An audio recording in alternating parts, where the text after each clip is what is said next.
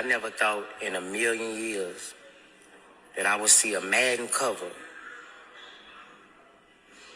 with one of the best players with his fingernails painted. A game that sold to billions of little boys. What kind of message are they sending to these little boys? I never thought in a million years I would see this. Well, it's today. Happy Pride Month, everybody. We came Happy back to you Pride all. Month. We missed that last week, and what you just Back heard to was back to the back. notorious homophobe, yet maybe undercover or Very, very DL. Very much I missed that dick I had in jail and I want to go back so bad.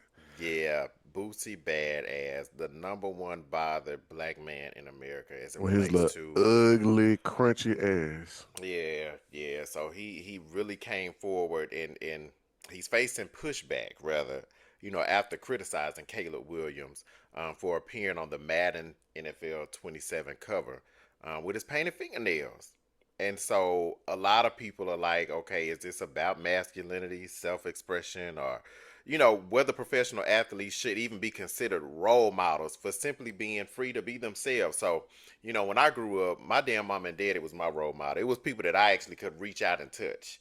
Not necessarily, you saw these figures on TV or, Mm-hmm. maybe the Power Rangers. The Power Rangers. I don't think, for me it was different. I don't know about your experience. We kind of just roll right into the show today. Welcome to the Rufus and Craig show. So I like you looked up the people that I actually knew. My granddad for one. He's really the only man that I had in my life to look up to. He was a business owner for a long, long time.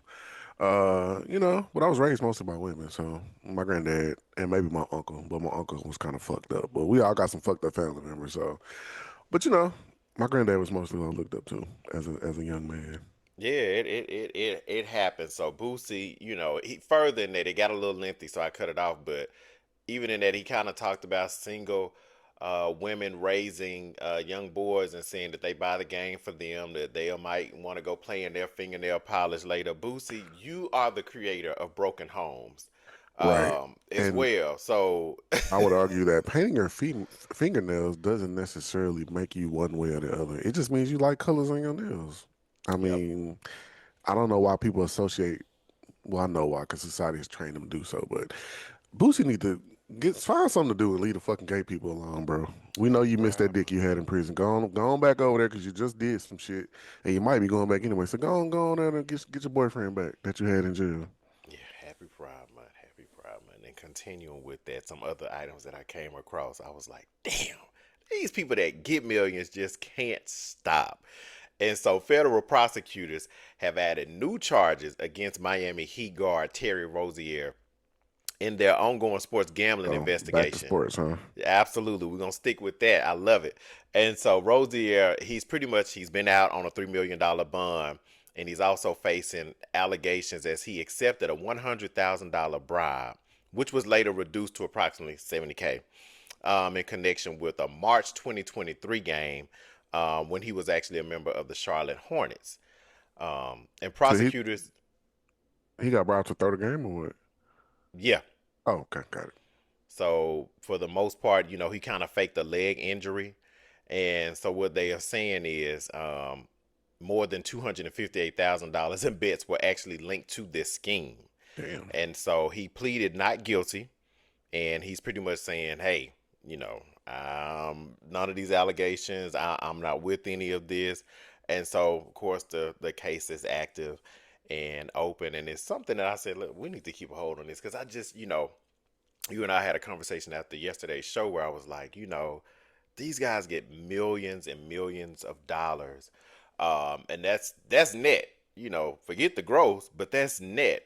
And Hmm. somewhere along the way, in their mind, they say, you know what? Let me just go on and get an extra $100,000. So I'm thinking, even in my line of work, you get a paycheck, but is it worth throwing everything else away if someone says, hmm, can you alter, I hear stories about people, paying people, to get their grades changed, and those persons have been fired. I've heard those stories before, but Hmm. that has never come to me, to fraudulently alter a record. But I just, Hmm. it's like you got this in your hand, but Why fuck it up? yeah, you can only hold so much. So to have these millions of dollars, um, being brought in, and then And then your brand is tarnished after that. yeah, gambling is So, real. Isn't there like you got Alcoholics Anonymous, but where do gambling people go? Isn't that something?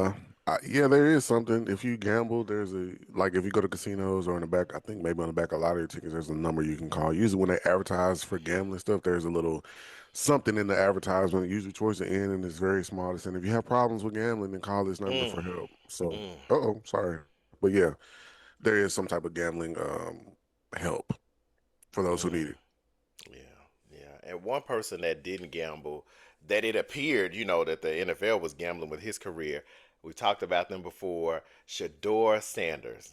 And one thing that came about, he plays for the Cleveland Browns. He was ended up being the starting quarterback this past season, but he was the fifth round draft pick. They were just trying to get at his dad. But um, he's pretty much like one of the biggest marketing stars, right? Definitely as it relates to the rookie. So what he has done, he has generated a record $17.7 million in group licensing revenue. So when people buy his jersey and things of that nature, that money came directly to him. Well, Now his good. rookie contract, I believe, is a little bit about $5 million over, the years that he's going to be at the team. But shout out to him. So Well, coming good out for the him. I'm sure his dad told Boosie, him to let him throughout that. you know what, and having had not to overshare, work with them in the past in a capacity. Oh, It was oh, he worked with him. definitely, Oh, okay, yeah, all right, all definitely right. one thing they know how to do. They come into these schools and they know how to really, make the Sanders work for the Sanders, if I may Would you say. would you like to share the extent of your work with the Mm-mm. people? Okay, just checking. Nope. Because you But told my business yesterday, so I was trying to get in a little bit of yours. shout out to Shador Sanders, and he's the reason why I followed the Cleveland Browns, this season. But whatever, they didn't win anything for real.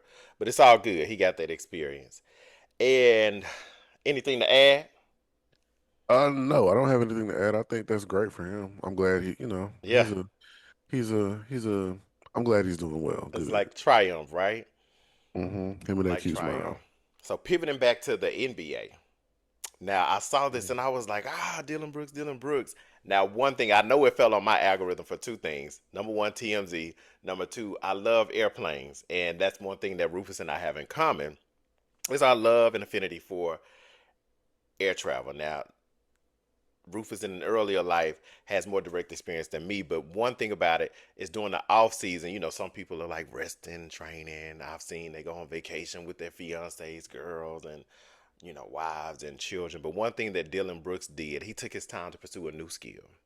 And so weeks after the season ended this past April, he announced that he had completed flight school training. Oh wow. Yeah, What did he get rated? What kind of rating does he have? Or do you know? I wouldn't know. That wasn't in the Okay. story. We just know that he Okay. finished. So Okay. what is a rating?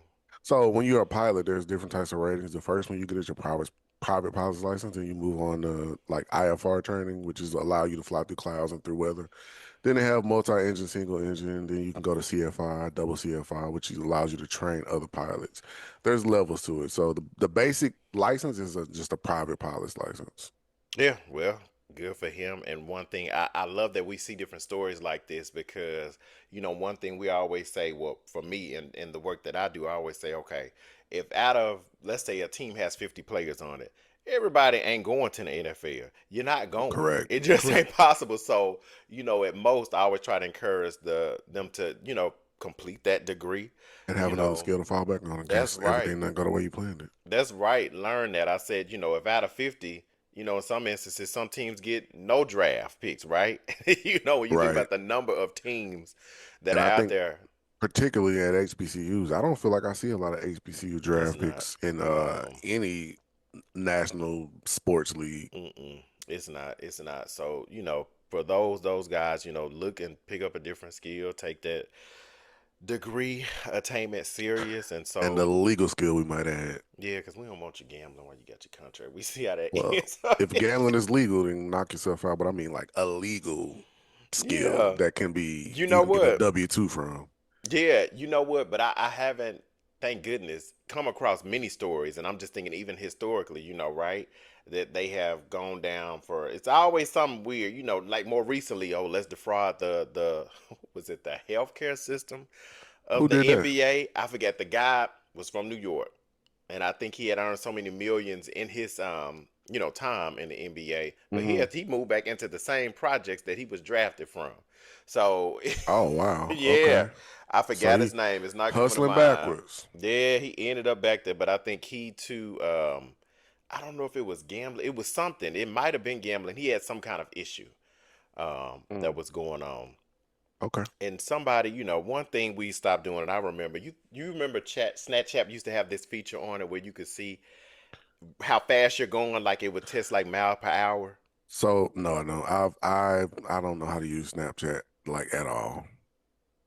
Oh, okay. Well, nonetheless, they used to have this feature where if you recorded like a video, let's say if we were in a car, um, I guess they assumed that anybody using this was the passenger of the vehicle, but you could tell how fast you were going. And so eventually Snapchat disabled that. And so while this was recorded on TikTok, it was the San Francisco's 49ers player. I don't know if you've seen it. I probably shared it with you. Of course I He's, haven't. he's a wide receiver. Brandon Ayuk is reportedly facing legal trouble. And he does have a warrant out for his arrest because he posted a video where he was actually driving up to the stadium, but he was going in excess of 100 miles per hour.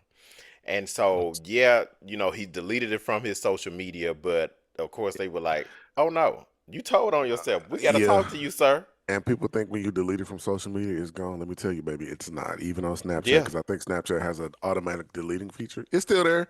You just have to subpoena those companies, and they can get get whatever it is you whatever need you to get. want. So Yeah, it's not so never goes away. he's still on the team, and so he's, I guess he will have his day in court. But for those of us, those of you who are listening, wait a minute, I never saw a speed limit. I'm thinking about our South African listeners, and I went further into the country. We went to some kind of little wildlife reserve thing, but nonetheless, I don't remember seeing speed limits. So is that just an American thing, or No, they have speed limits in other countries. I don't know what South Africa does, but they definitely have speed limits in other countries. I didn't see one? It's kind of like You probably weren't paying attention either, because I be you were watching. No, riding, I right? be watching. I don't I know if be you were watching. watching. Were you watching that closely though? Yeah, I was Okay. taking it. Who was on the Well, side of the road? Definitely when we went inland, right? maybe if y'all were in the middle of nowhere, they didn't have a speed limit. But most places have speed limits. It's a safety thing. You can't drive as fast as you want to drive. Never seen one of any of those Hispanic, those Mexican. Yeah, wait, So the speed limit signs of other countries. countries look different from ours. They're circular with a number in the middle. It might, Oh, yeah, they're circular as opposed to square, and it doesn't have the word speed limit. There's a number in there. well, maybe I don't. Why does it feel like we always move faster when we go to these other countries? I don't. I feel like And the you're speed getting limit might jerked be higher around, than it might be higher than what it is here, but I don't feel like that I've whatever. I don't feel like driven. I moved. There you go. My English is horrible, but I feel like I haven't moved any faster than I do here. Mm, Even in like when I was just in St. Martin, I feel like I was just riding, driving at a safe speed. It hmm was a little bit more rough because the roads were rough, but no big deal. I don't know. I feel like I'm on fucking Super Mario Kart every time we go out the country, and it's like you're getting driven somewhere. I'm Well, like, wait a minute. you don't like to get driven anyway. You like to drive because you get motion sickness. So Uh-huh. Yes, wow. So one person that won't be driving anywhere anytime soon is Jonathan Cooper from the Denver Broncos. And what happened this past Thursday in Colorado, he was actually arrested on charges of domestic violence and criminal mischief, according to reports. And details surrounding it kind of have been limited, but I kind of get down in the comments, and what has been said was he got into an altercation with his girlfriend regarding a cell phone, and somewhere in that he bit the cell phone hmm and broke the screen. he must have bit that And bitch hard as fuck. Cause I ain't no way I could bite no damn cell phone and break the goddamn screen. That nigga jaws must be yeah, made out of motherfucking steel. yeah, yeah, Hmm. yeah. What? So it's that's again, I'm taking it with a grain of salt because I always tell our listeners, hey, take what you see on social media. We know the man was arrested. We see the mugshot, but someone in the comments said that they could just be far fetched, right? They could just be making this up. But the team hadn't come out and said anything about this particular piece, and it's ongoing. Hmm. Yep, similar to the other case. And our last story, Oh, do we that was quick. perceive? He was every gay man's crush. And currently is, but I would say he's Drake's gay man's crush. Um, Odell What? Beckham Jr. Oh, He's got that girlfriend and that child now. So, I didn't even know that. yeah. I remember anytime he would come forward, this was years ago, of course, he was like, I love Drake. I live with Drake in the summertime in his off season time. Somehow Drake would have some kind of scandal with a woman, a BBW. Drake would have to kind of put another story out to bury Odell's professed love for him. Odell would be in interviews talking about how he loved Drake. That I don't remember him saying, that's my brother, but And it could be they were just friends, because that's yeah, the he thing loves too. him. Hmm. He loves him. He's like, I live with Drake. So nonetheless, he's reportedly returning to the New York Giants. Well, And good. that was the team that had initially drafted him, for the start of his new NFL career. And so what that actually means, he had a good rookie season. But what it made me think back to was because we don't know what the contract is, how much they're going to pay him or whatnot. I'm But sure I you're gonna look it remember up. him interviewing, I think it was like on a podcast or something, and he was saying that, people viewed $100 million as life changing wealth. And he pretty much said that is not a lot of money. He said once taxes and investments and business expenses, and of course, hell, just living off of that, you know, it ain't that much money. And so he gets that opportunity to, I guess, add another M or some more M's. And of course, I think he sued Nike. It was something going on with his endorsement with them that they weren't properly paying him out. I should have looked Mm. into that as well. But for our listeners, we look for that in the comments. Tell us what that was about. Something I think he ended up getting the money um, through settlement, or they found, the courts aired on his side to say, yeah, he's actually owed these dollars. But nonetheless, Odell is back in the league. So I think he's always in the league. He never stopped, but I he's think he. I back with the don't think he's been in the Giants. league. Was he? Did he stop Um, out? I think he wasn't in the league for a period of time. I'm not Let's sure look because and I was about to see. ask you how long it was. But congrats to him for getting another contract or whatever. But I have to disagree that $100 million is not a lot of money because that's more money than most people see in their lifetimes, including the taxes and all deductions you have. That's way more money than most people are gonna see ever in their life. So Yeah, that's a lot of fucking money, in my opinion. yeah, yeah. So yeah. So no, he didn't stop out. He may have sustained an injury, but he never stopped playing. Okay, So he's gotcha. I always was been. I didn't think he misinformed. stopped out. Yeah, he may have had some been down with that injury or whatnot. But Is he gonna be no, making? Is he gonna be back making dancing videos? Because that's why the people are calling him one of the gays because he likes to dance. And just like Boosie, y'all need yeah, to stop equating regular ass shit to being gay. Because just because a nigga like to dance don't mean you like to suck dick they as get well. weird. They get You know, weird. No, people. wait, he very may. He I very mean, he well may. may, but we don't know that. He never said it, so he may, but he may not as well. And the chances are, to me, leaning towards that he ain't gay. No. I'm talking about the dancing aspect. I'm not. I go with what people identify with. Shout out to the King of Reeds, Justin James. That's my friend in real life. We just go with what people identify with. We go with what Justin has taught me. You go with what people identify with. So the Right. man went and got this woman, went And and a got baby. this baby. So we just gonna ride with that. We're gonna ride. And I think at one point, even before that situation, he dated Kim Kardashian for a brief stint, and I Of was not of with that. Now, of whether course you he did. That Kim Kardashian has had all the black men that no, everybody think is fine. Reggie Bush, all of them up. She done had all of them. I'm like going back over there with Drake. Don't do Well, Drake is the same. Drake ain't that. okay. Going back over there. We don't want the Kim K stuff. She ruined lives, but that was short lived. He got the F on down, so I think his mama probably tapped him on the shoulder and said, "Baby, Come come from on, over there. yeah, you don't need to be over there." So shout out to him, and now we're moving to our wow segment. What Now happened? our first story, Girl, you got to stop talking. It's the transitions. When I be like, Okay, because you I'm gonna didn't. insert that little point in there. So now I I got to work didn't. hard to cut this up. Okay, let's go. So our first wild story, one that Rufus will, you've heard him say it on the shows, is that AI is going to kill us. Absolutely. Um, one of the leaders of the artificial intelligence revolution is now warning that the industry may be moving too fast, and that's Dario, and I'm gonna call him Amody.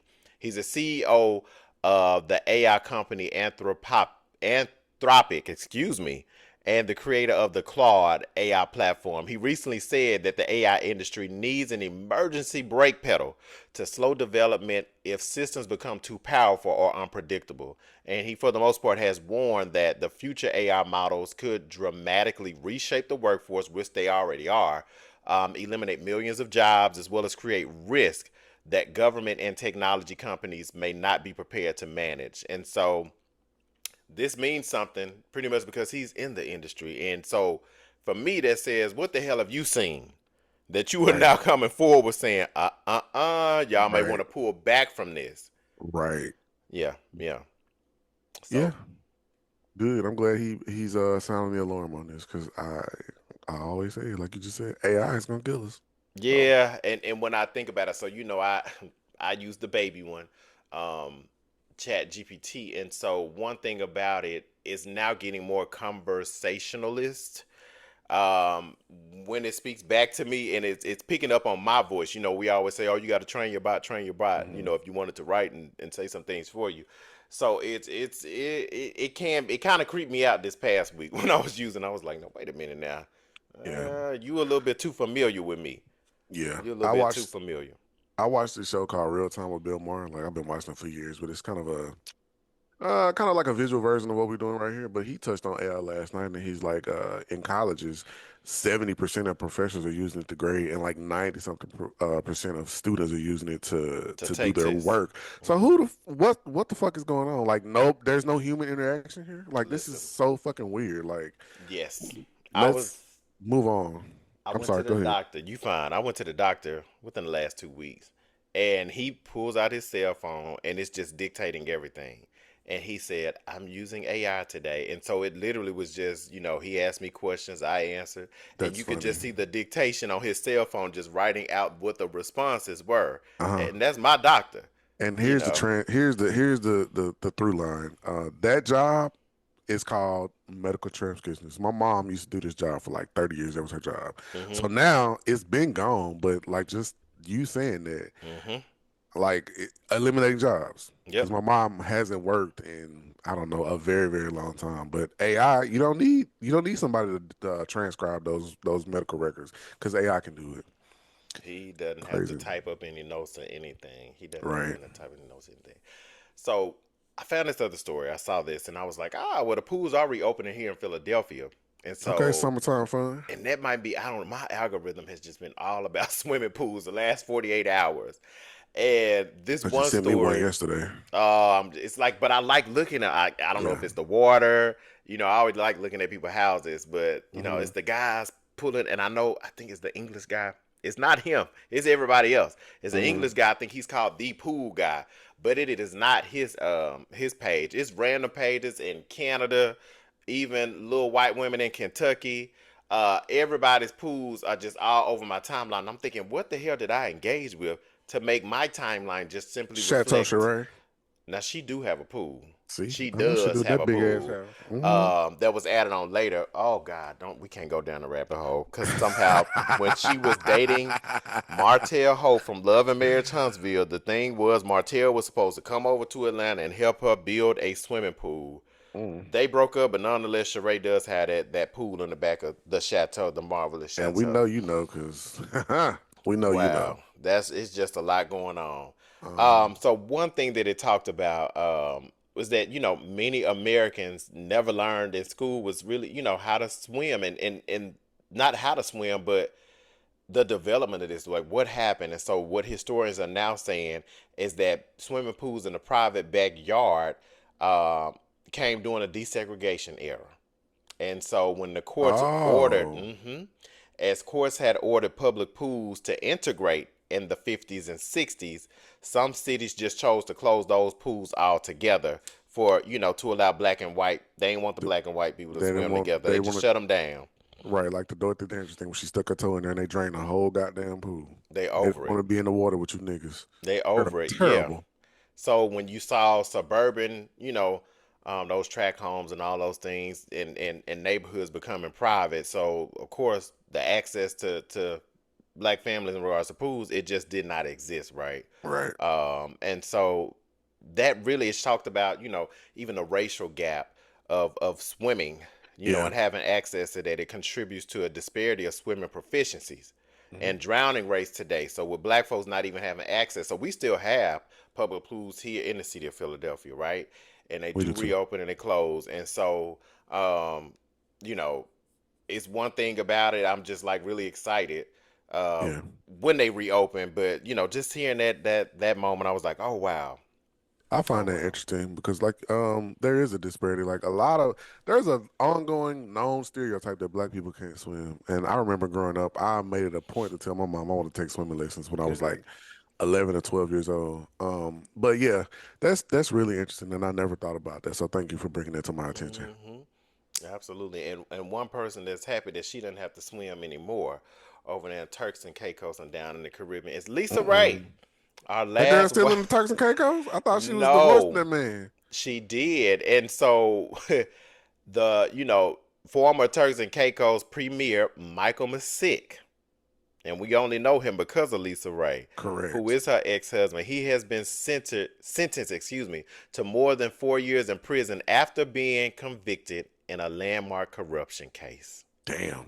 He was down there stealing them folks' money. Yes, Well, yes, I yes. He guess he got what he benefited, deserved. yeah, from millions of dollars that was connected to government land deals. And so I didn't hear Lisa Ray's commentary with Carlos King. I think they have like a once a night type show, and it's odd enough. It's like Carlos King has stolen all of Claudia Jordan's ideas as Really. it relates to Reality with the program. king. Yeah, you got Claudia on there with two other people, which was the TGIF format, and you took Lisa Ray with. So in the pandemic, it was Vivica Fox, Lisa Ray, Selena Johnson, and Claudia Jordan. I think it was called Cocktail with Queens. It was on Fox Soul, or was it on YouTube first?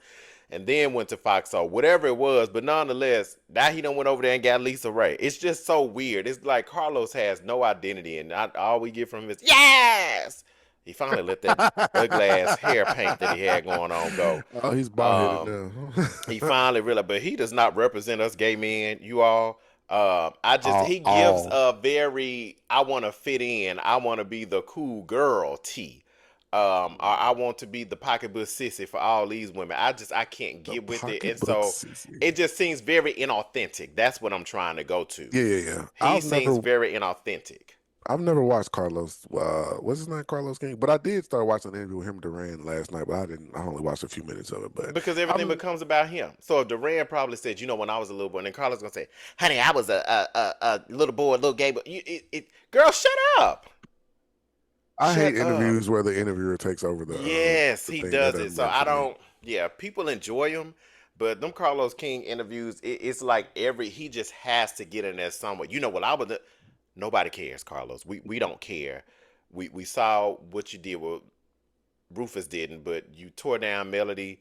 Now Melody Rogers, but then Melody Holt, and you're still tearing down marriages. It's just a lot of shit with him in the production company. He don't get shit right, and so as Rufus said in previous, that motherfucker can be considered a grifter too.